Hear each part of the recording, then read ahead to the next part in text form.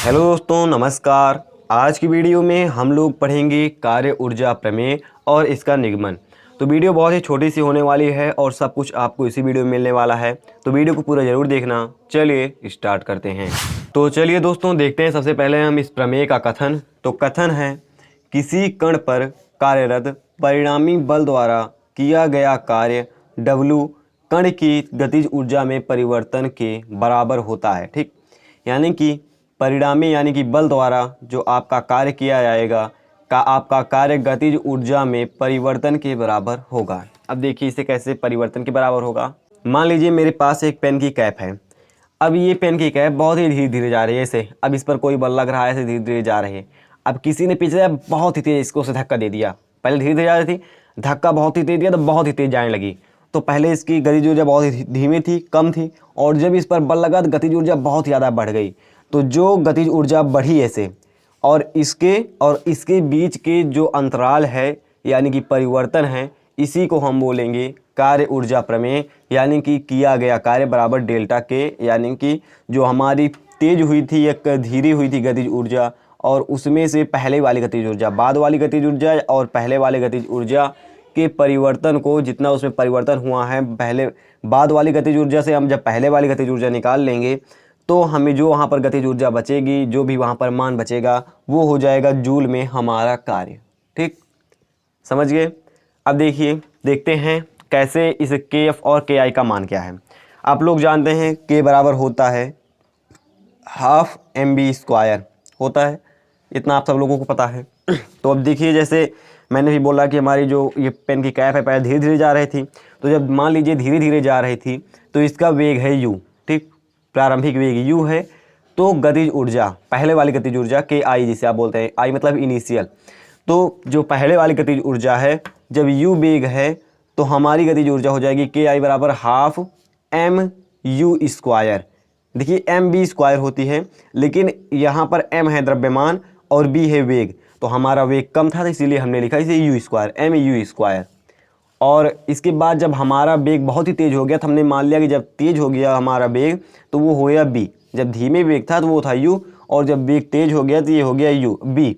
तो जब बी हो गया वेग तो हमारी अंतिम गतिज ऊर्जा क्या हो गई, के एफ बराबर हाफ एम बी स्क्वायर। ठीक, पहले वाली गतिज ऊर्जा हाफ एम यू स्क्वायर और बाद वाली गतिज ऊर्जा हाफ एम बी स्क्वायर। ठीक, अब आपको सिद्ध क्या करना है, W बराबर के एफ माइनस के आई, यानी कि half M B square minus half M U square.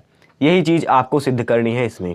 ठीक, तो इसे अब चलिए सिद्ध करते हैं। पहले मैं समझा देना चाहता हूँ क्या है कार्य ऊर्जा प्रमेय। एक बार मैंने भी आपको पहले भी समझाया। तो क्या है कार्य ऊर्जा प्रमेय, गतिज ऊर्जा में परिवर्तन को, जैसे धीरे धीरे जा रही बहुत ही तेज हो गई तो जो इसमें परिवर्तन हुआ उसी को हम बोलेंगे कार्य ऊर्जा प्रमेय। जो गतिज ऊर्जा में परिवर्तन होता है उसी परिवर्तन को बोलते हैं कार्य ऊर्जा प्रमेय, यानी कि W बराबर डेल्टा के। ठीक, अब देखिए अब क्या देखना है हमें, इसका निगमन। तो चलिए देखते हैं, हेडिंग डाल देते हैं यहाँ पर निगमन। तो निगमन हेडिंग पड़ गई। अब यहाँ पर आप लोग एक चीज़ जानते होंगे क्या, कि जो बी स्क्वायर बराबर यू स्क्वायर प्लस 2a ऐसे से न्यूटन ने दिया था, पता है, बिल्कुल पता है। तो न्यूटन के गा सकते हैं यहाँ पर, न्यूटन के गति के, या ऐसे सीधा दीदी आप डालिए गति के तीसरे नियम से, तीसरे नियम से। तो गति का तीसरा नियम क्या है, इसके पहले मैंने कई सारी वीडियोज बनाई हैं। इसके पहले मैंने एक न्यूमेरिकल भी डाला है अभी हाल में ही, अगर आप चैनल पर जाएंगे सेकंड नंबर पर आपको वीडियो मिल जाएगी। तो वहाँ पर गति के तीसरे नियम का ज़्यादातर प्रयोग हुआ है। तो गति के तीसरा नियम क्या है, बी स्क्वायर, यहाँ पर नियम से डाल देते हैं कन्फ्यूज़न ना हो, बी स्क्वायर बराबर यू स्क्वायर प्लस 2as, ये है। ठीक, अब ये प्लस है 2s है, हमें क्या निकालना है, half M B square minus half M U square. तो हम क्या करते हैं, पहले बी स्क्वायर में से यू स्क्वायर को घटाना है। ठीक, क्या करना है, बी स्क्वायर फाइनल है और यू स्क्वायर इनिशियल है, तो बी स्क्वायर में से यू स्क्वायर घटाना है। तो हम इसे ले जाएंगे यू स्क्वायर को इधर, तो हो जाएगा माइनस में। तो हम लिख देते हैं B square minus U square equal to, ये तो प्लस में ही रहेगा क्योंकि यही इसी साइड है, 2AS।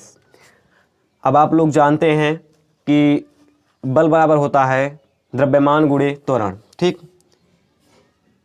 आप लोग जानते हैं कि F बराबर होता है ma होता है, तो यहाँ से A बराबर क्या हो जाएगा, A बराबर हो जाएगा F/m, हो जाएगा कि नहीं। देखिए F/m बराबर A हो गया, F/m बराबर A। अब यहाँ पर आप क्या लिखेंगे, इसे कर देते हैं साइड में। अब यहाँ पर हम लिख देंगे F बराबर ma से, ठीक। F बराबर, एक मिनट लिखते हैं, F बराबर, इसे काली पेन से आपको लिख देना है ताकि हाईलाइट रहे।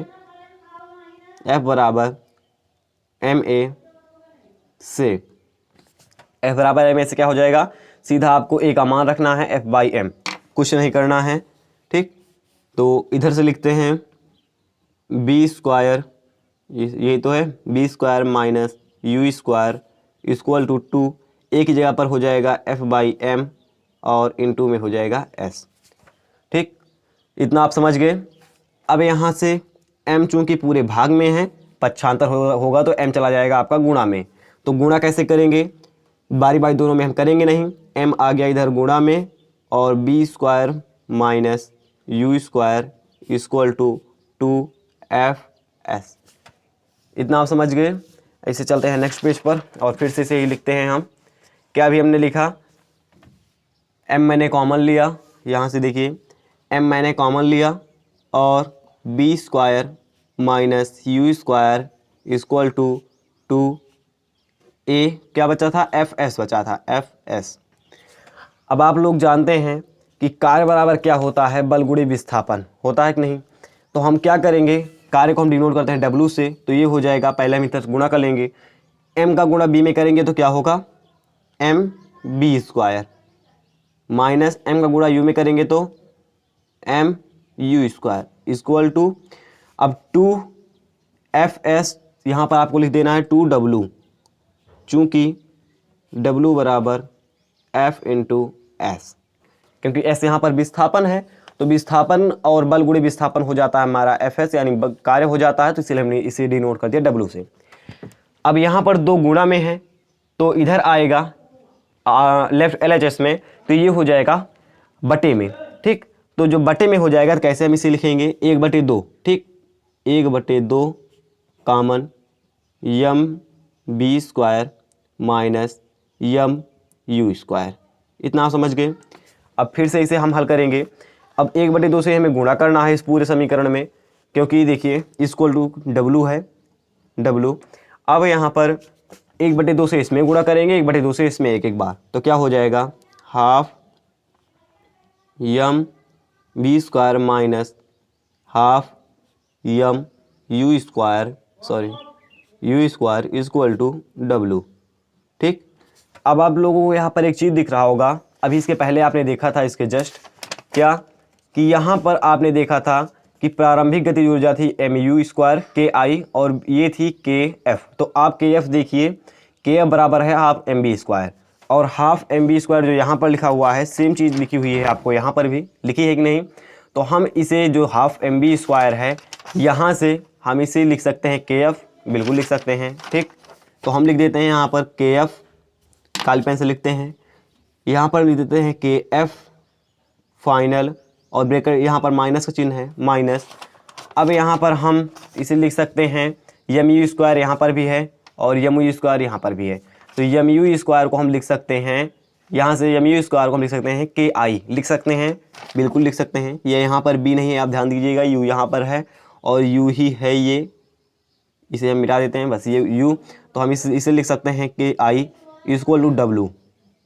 अब आपने क्या देखा कि फाइनल जो आपको सिद्ध करना था, सिद्ध क्या करना था, डेल्टा के, यानी कि परिवर्तन जब हो जाएगा kf माइनस ki, तो w बराबर आप लिख सकते हैं सीधा डेल्टा के।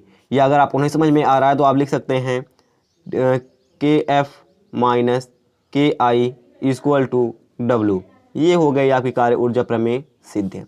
देख सकते हैं कितनी आसानी से हमने सिर्फ एक चीज़ यूज किया, क्या यूज किया, b² बराबर u² प्लस 2as, और इसमें हमने a का मान रख दिया F बराबर m में से F/m, और यहीं से हमारी जितनी भी प्रमेय वो इसका निगमन था एक ही जगह से हमने कितनी आसानी से कर लिया।